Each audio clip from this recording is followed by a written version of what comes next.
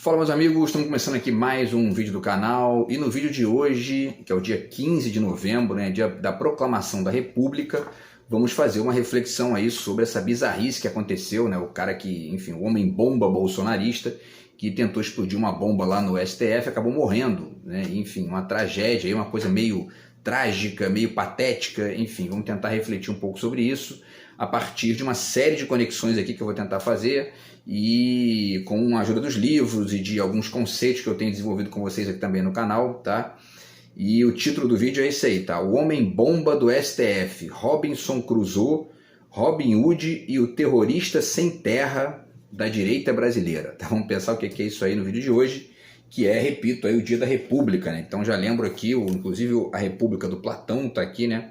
Então a proclamação da República, essa República brasileira que a gente proclamou, né, lá no final do século XIX, mas que até hoje não se configurou de maneira ampla, né? Então vamos continuar tentando refletir, e esse tema, essa situação lá do Bolsominion que se explodiu lá, né, em Brasília, vai ajudar a gente a pensar também um pouquinho, certamente, sobre esse assunto aí, tá? Então antes eu deixo com vocês aqui mais uma vez a dica do meu romance, que saiu agora tem menos de um mês, tá? É o Litor Altura, então quem quiser entrar em contato aí e o zap tá na descrição do vídeo, você ganha 2 marcadores de livros, tá aqui, tá os marcadores, e também tem o romance, né, aliás, o meu livro de poemas, né, o último que saiu aí, que foi no final do ano passado, do outro lado de cá, tá, que tem inclusive aqui o nome do canal do YouTube, e também quem quiser entrar em contato aí para adquirir o livro, então se você adquirir o livro de poemas ou o romance ou os dois, você ganha os marcadores do mesmo jeito, tá? É só falar aí que a gente conversa a respeito.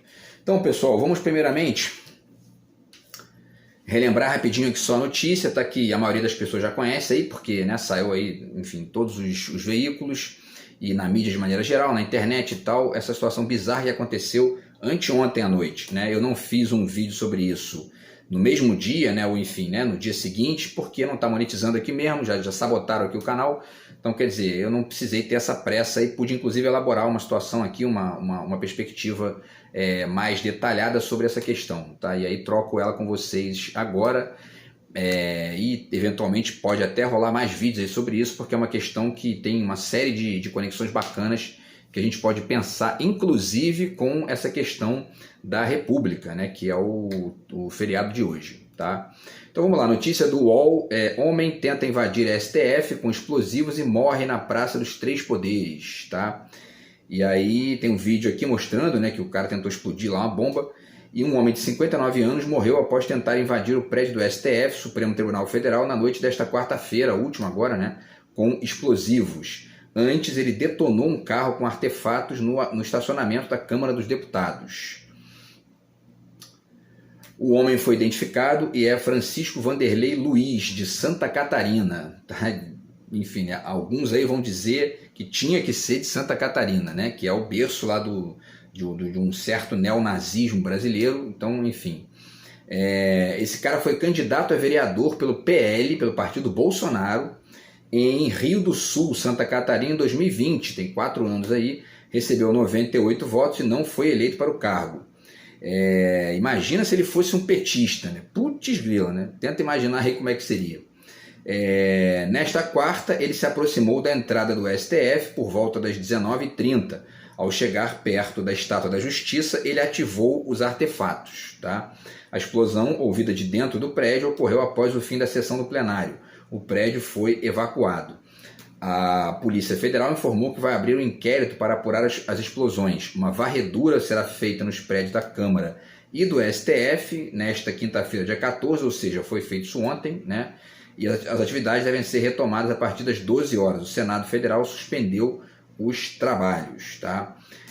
Então essa figura aí, que é o Francisco Vanderlei Luiz, ele era também o dono do carro encontrado no Planalto após as explosões. A governadora em exercício do Distrito Federal, Celina Leão, não citou o nome dele, mas confirmou em coletiva à imprensa de que o homem morto é o dono do carro. É o nome que está circulando na imprensa, ela disse. E o governador Ibanez Rocha, que é o governador do Distrito Federal, está em Roma, na Itália, tá? E disse que, enfim, negou problemas na segurança e afirmou a uma colunista do UOL chamada Raquel Landim que maluco tem em tudo que é lugar. enfim, né, isso não diz nada, não é? Mas enfim. E aí o Luiz teria circulado pelo anexo 4 da Câmara durante o dia, segundo a informação dada aos deputados pelo chefe de segurança da casa. O local abriga a maioria dos gabinetes dos parlamentares. A entrada do prédio é liberada para qualquer pessoa. Os visitantes precisam passar por um detector de metal, mas não há revistas. Tá? Ele trabalhou como chaveiro e camelô. A Justiça Eleitoral em 2020, o suspeito informou também ser casado e ter ensino médio incompleto. Nas redes sociais ele se apresentava como empreendedor, investidor e desenvolvedor, né? Em publicações no Facebook, horas antes das explosões, Luiz falou em bombas na casa de lideranças políticas. Cuidado ao abrir gavetas, armário, estante, depósito de matérias, etc. Ele escreveu, e aí, outra citação dele, né, que eles citam aqui: deixaram a raposa entrar no galinheiro, disse o chaveiro ao postar uma suposta foto no plenário do STF. A corte informou ao UOL que apura a data exata do registro e a veracidade da imagem. A Câmara estava em votação no momento da explosão no estacionamento. Os deputados discutiam a PEC que amplia a imunidade tributária das igrejas. Olha só, né? Com a notícia das explosões, parlamentares reclamaram da continuidade da sessão, apesar da banalização da violência e dos ataques do 8 de janeiro, em referência aos atos ocorridos também na Praça dos Três Poderes. E aí o Sóstenes Cavalcante, do PL do Rio, do partido Bolsonaro, né, suspendeu a sessão às 21h14 após a confirmação da morte do cidadão lá, né? O deputado manteve os trabalhos até o horário com o argumento de que estava aguardando o chefe da segurança da Câmara dos Deputados, enfim, né, dizerem o que tinha acontecido e tal. E para finalizar, pessoal, eles têm aqui eles colocam uma foto do carro aqui que ele usou, e o STF divulgou uma nota dizendo que os ministros foram retirados do prédio em segurança. A corte afirmou que 2 fortes estrondos foram ouvidos. A sessão do Supremo era sobre operações policiais nas favelas do Rio, né? Também uma coincidência meio mórbida e meio bizarra, né? A sessão contou com autoridades e representantes da sociedade civil, por isso o plenário estava mais cheio do que o normal. Na hora das explosões, muitos ainda estavam no prédio. O Gabinete de Segurança Institucional da Presidência da República reforçou a segurança dos Palácios do Planalto, da Alvorada e do Jaburu, residência do vice-presidente Geraldo Alckmin. O órgão informou que Lula estava bem distante dos locais onde aconteceram as 2 explosões. E aí tem outras informações aqui e tudo mais, né? Mas o ponto... e aí depois eles fazem uma conexão com o 8 de janeiro, né? Bom, pessoal, vamos fazer a reflexão aqui então, tá? Sobre o sentido disso aí, o que representa isso aí.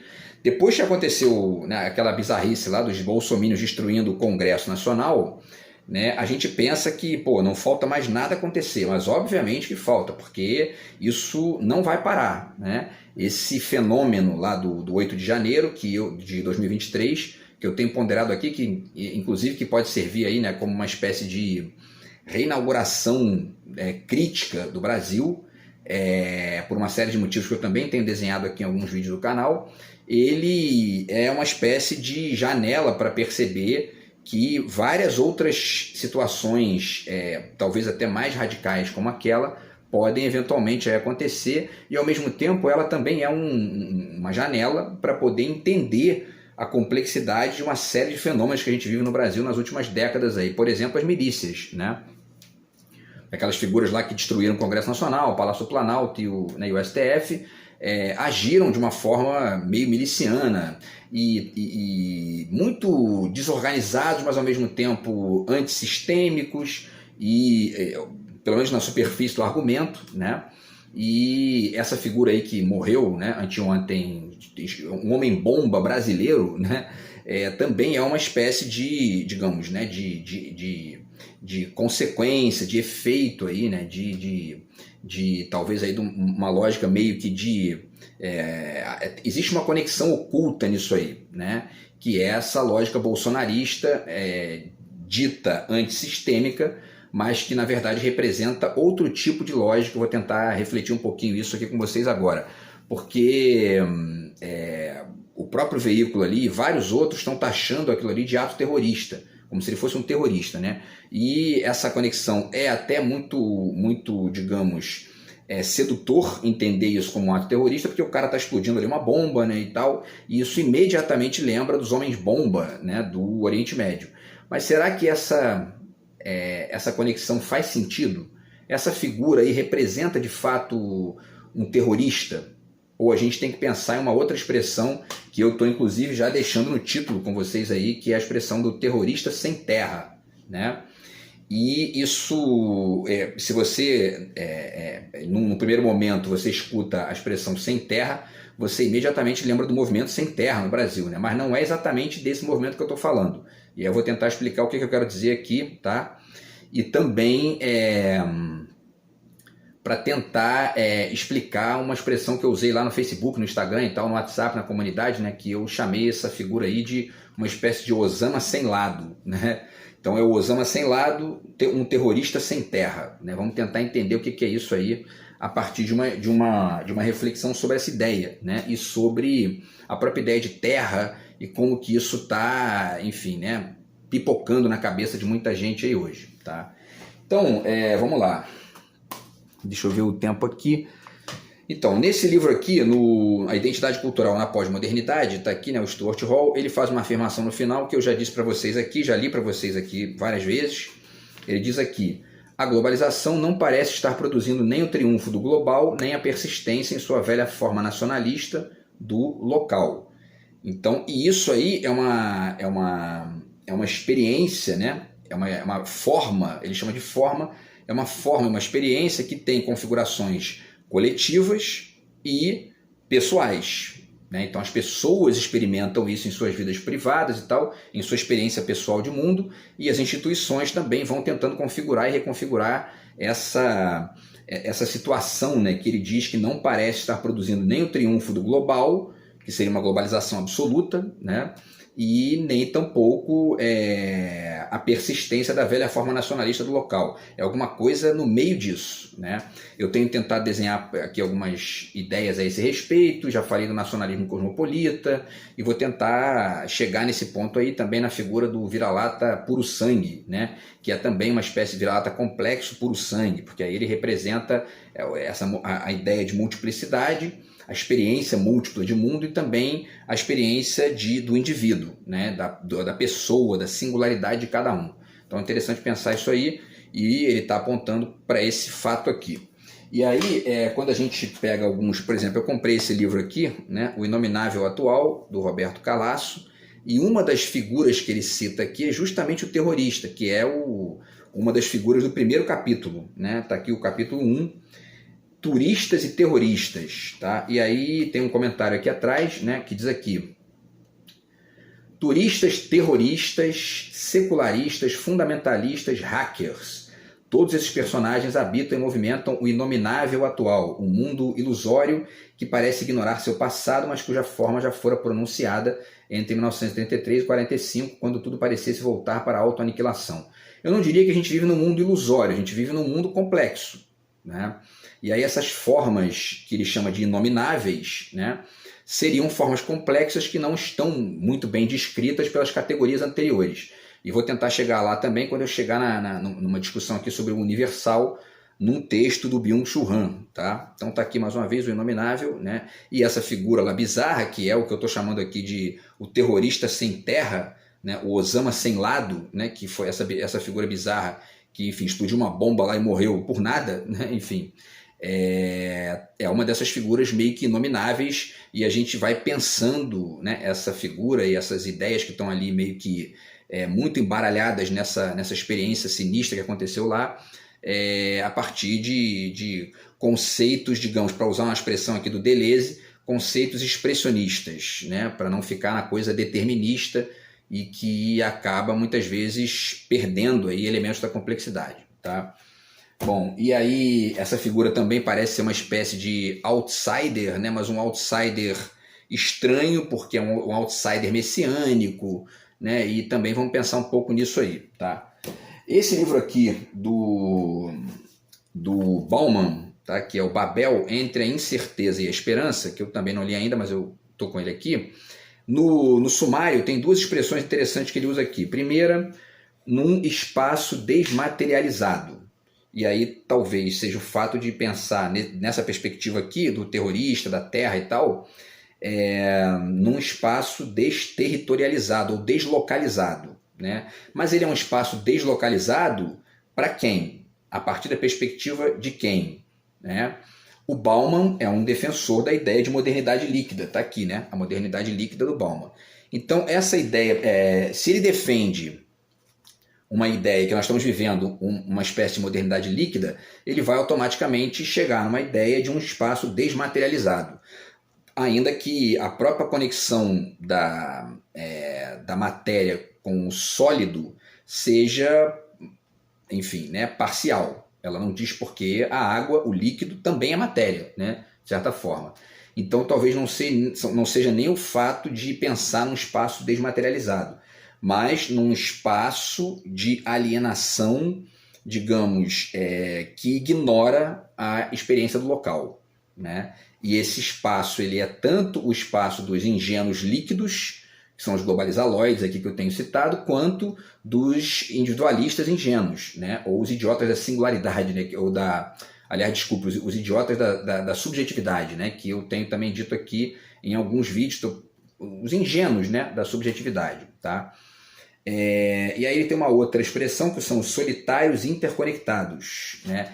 E esse solitário interconectado que ele está descrevendo aqui seria um solitário do ponto de vista estrito dos contatos com pessoas ali de carne e osso e tal, ou seria um solitário no sentido de que ele está preso apenas num pedaço da complexidade, né? E, portanto, enfim, numa experiência radicalmente anticomplexa e, enfim, alienada do mundo mais amplo que a gente está vivendo, né? Talvez seja esse o ponto também. E aí tem o modernidade líquida do Bauman, ele vai descrever bem essa figura aqui, que ele entende aqui, parece, né, que ele entende como uma figura que é geral, né, no mundo de hoje, mas que parece nitidamente não ser uma figura geral, parece ser uma experiência, digamos, né, de alienação, uma experiência parcial demais do mundo de hoje que não considera outros elementos, tá? E aí tem expressões que ele usa aqui, como o indivíduo em combate como cidadão. Então, quer dizer, o sujeito que acha que só existe a individualidade, ele perde a cidadania de vista. E aí perde também a política de vista, perde a coletividade e etc e tal, né? E aí ele fala de mundo fluido, né? E essa ideia do fluido também está meio que conectada com essa perda da referência local, como se ela não existisse mais, né? É o que a gente vê em vários pensadores. Está aqui também o Peter Sloterdijk, ele fala disso aqui, né? Nesse livro No Mesmo Barco. Ele se fixa aqui na experiência das hordas e tal, quer dizer, dos subgrupos, e tem outras reflexões que ele faz aqui, mas o ponto é que ele vai dizer aqui que os participantes do novo jogo mundial não se definem através de pátria e solo, mas de acessos a estações ferroviárias, terminais aéreos, possibilidades de conexões. Então essa galera está muito presa na ideia de conexão, e de globalização, etc e tal, e nessas perspectivas aqui estão perdendo de vista o local, né? Isso não é uma experiência que acontece apenas com os globalizados, digamos, né, autorreferidos como nômades ou coisa do tipo, né? Mas acontece também nos substratos, e aí isso fica mais preso em outros elementos. Vamos tentar pensar também isso aí, nos substratos de pobreza e de ignorância, enfim, né? E vamos tentar pensar como que essa figura lá, o homem-bomba bolsonarista, né, o terrorista sem terra, ele se enquadra nesse contexto aqui, tá? O Agamben defende aqui também essa coisa de que todos os povos são ciganos, todas as línguas são gírias, todo mundo tem que ser refugiado, etc. e tal, e ele está nesse barato do múltiplo, do fluido, né? E parece que perdeu um pouco de vista o local nessas reflexões aqui, ainda que elas tenham uma riqueza e tal, né? Parece que ele perdeu a dimensão do local nessas propostas que ele faz aqui, tá? É a mesma coisa quando a gente pensa nessa ideia dele aqui de singularidade qualquer, né? A singularidade qualquer também nesse livro dele aqui. E isso acontece também, né? Vamos ver aqui o tempo. Isso acontece também com a figura do neoliberal, tá? Inclusive, esse livro aqui eu estava pensando ontem que esse livro aqui do Chomsky, para ele fazer uma distinção aqui, talvez fosse o caso de dizer, né? O lucro ou a complexidade, né? A complexidade de entender que existem, porque o lucro ele é uma figura da individualidade, né? Especialmente nos neoliberais. Então, quer dizer, quando você estabelece um ou aqui, você tem que ponderar uma diferença, né? A pessoa pode ser neoliberal, né? Nada impede que ela seja neoliberal. Então, quer dizer, talvez fosse o caso de pensar até enfim, né, numa reapropriação aqui desse título, o lucro ou a complexidade, tá? Mas o neoliberalismo é evidentemente enfim, uma manifestação dessa experiência muito parcializada e problemática do mundo contemporâneo, que acaba ignorando o coletivo, o social, inclusive o local também, né? Porque os individualistas extremos se identificam muito mais com a flutuação dos ingênuos líquidos do que com uma complexidade mais ampla, né? E vocês vão ver que quando eu chegar aqui no livro do Byung-Chul Han, esse livro aqui, né, que é a expulsão do outro, ele faz uma conexão dos neoliberais com o terrorismo, tá? Aqui, certo? E aí vamos lá, então continuando aqui, tá? O Peter Sloterdijk, né, fala da crítica da razão cínica, que também é uma dessas figuras aí do mundo recente, e essa razão cínica, eu já disse aqui, né, que para mim não passa de um hiperindividualismo disfarçado de niilismo pragmático, e esse disfarça o quê? Né? A ausência de percepção do restante da complexidade. Não, acabou, entendeu? Acabou o Estado-nação, acabou a coletividade, acabou a pátria, acabou tudo isso aí, meu irmão. A gente hoje em dia é tudo indivíduo e tudo globalizado, né? Então, enfim, isso na verdade é uma ingenuidade. Mas ele pondera aqui, na página 33, ele fala sobre o aparato psíquico suficientemente elástico dos cínicos, né? Agora, essa elasticidade, essa aparente elasticidade, ela talvez fique melhor representada como uma redução, né? A aparência de elasticidade é um disfarce para um reducionismo da complexidade. E aí a pessoa fica ali parecendo, né? Agora, existe uma diferença, né, dos neoliberais estrito sensu para os bolsonaristas. E é isso que a gente vai também tentando desenhar aqui no vídeo de hoje, tá? Para a gente poder chegar nessa figura bizarra aí, que é o homem-bomba, né, bolsonarista. Se não der tempo de fazer tudo aqui, nesse vídeo eu faço mais um vídeo, tá, para poder finalizar a reflexão aqui dessa questão. Bom, e aí, outra figura que representa muito bem essa galerinha aí, né, especialmente os bolsonaristas, é a figura do antissistema. Tá? Tem aqui esse livro, né, do Ailton Krenak, Helena Silvestre, Boaventura de Souza Santos, O Sistema e o Antissistema. E essa lógica aí, né, a gente lembra bem que o Bolsonaro foi eleito com esse discurso, e isso é uma coisa que está generalizada no Brasil, na direita brasileira, que tem que mudar tudo que está aí, bababá, somos antissistema, etc. e tal. A questão é que eles são antissistema, mas nitidamente os bolsonaristas, especialmente, eles não sabem desenhar qual é o tal sistema. Sistema, de fato, eu já disse aqui que, né, desse ponto de vista, digamos, estrito e tradicional, ele não existe. O que existe é um jogo de guerrilhas e acordos e, enfim, né, e contrastes e problemas, etc. e tal, de hegemonias contra, enfim, as guerrilhas e as lutas ali para poder ampliar a participação, né? Mas eles não conseguem desenhar quem é a hegemonia. E isso explica de maneira muito evidente o porquê que essa figurinha explodiu uma bomba no STF, né? E acabou matando a si mesmo, né? Enfim, vamos tentar falar também, vamos tentar chegar nesse ponto aí da reflexão, tá? E aí, pessoal, eu lembro aqui também do texto do Bakunin, que é esse texto aqui, né? Esse livro, né? O Textos Anarquistas. Eu já falei dele outro dia aqui, e como que sutilmente a defesa que os neoliberais bolsominions, ou os bolsominions, né, de maneira até mais específica, fazem da liberdade, se parece muito na superfície com um pedacinho de um texto aqui dele. Eu vou ler para vocês. Sou um amante fanático da liberdade, considerando-a como o único espaço onde podem crescer e desenvolver-se a inteligência, a dignidade e a felicidade dos homens. Não esta liberdade formal, outorgada e regulamentada pelo Estado, mentira eterna que em realidade representa apenas o privilégio de alguns, apoiada na escravidão de todos. Continua ele, só aceito uma única liberdade que possa ser realmente digna deste nome, a liberdade que consiste no pleno desenvolvimento de todas as potencialidades materiais, intelectuais e morais que se encontrem em estado latente em cada um. Se a gente ignorar essas citações dele da inteligência, da intelectualidade, etc., que o Bolsonaro não está nem aí para isso, né? Mas essa defesa que ele faz da liberdade se parece muito com a defesa que os bolsonaristas fazem da liberdade e também, em certa medida, dos neoliberais, né? Mas tem uma diferença, né? Existe um programa de substituição aqui nesse anarquismo do Bakunin.